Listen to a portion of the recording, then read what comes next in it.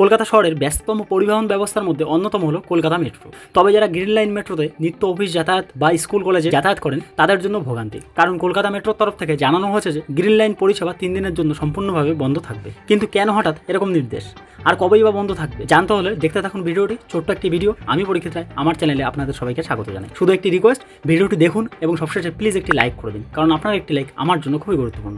তো চলুন শুরু করা যাক।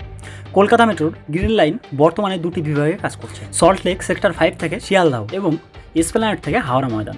শিয়ালদাহ এবং এসপ্ল্যানেডের মধ্যে অনুপস্থিত সংযোগ, যা দীর্ঘদিন ধরে চলে আসছিল, সম্প্রতি সমাধান করা হয়েছে এবং দুটি অংশকে সংযুক্ত করার জন্য একটি সমন্বিত সিগন্যালিং সিস্টেম স্থাপনের কাজ চলছে। তো কলকাতা মেট্রোর তরফে বিবৃতি জারি করে বলা হয়েছে, হাওড়া ময়দান থেকে সল্ট লেক সেক্টর 5 পর্যন্ত গ্রিন লাইনে 26 এপ্রিল শনিবার থেকে 28 এপ্রিল সোমবার পর্যন্ত এই গ্রিন লাইনে ট্রাফিক ব্লক থাকবে।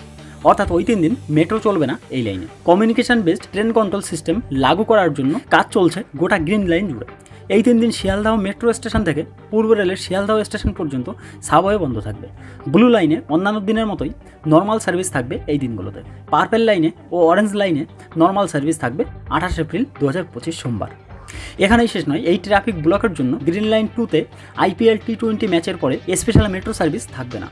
কলকাতা নাইট রাইডার্সের ম্যাচ, যেটা 26 এপ্রিল শনিবার রাতে হবে ইডেন গার্ডেনে। তবে ব্লু লাইনে IPL T20 ম্যাচের পরে রাতে স্পেশাল মেট্রো মিলবে। কলকাতা মেট্রো সূত্রে খবর, মূলত CBTC মানে কমিউনিকেশন বেসড ট্রেন কন্ট্রোল সিস্টেমের জন্য এই ব্লক করা হবে। এসপ্ল্যানেড থেকে শিয়ালদহ সেকশনে কাজকর্ম পরীক্ষা করে দেখা হবে। এসবের জন্য এই ট্রাফিক ব্লকের প্রয়োজনীয়তা রয়েছে।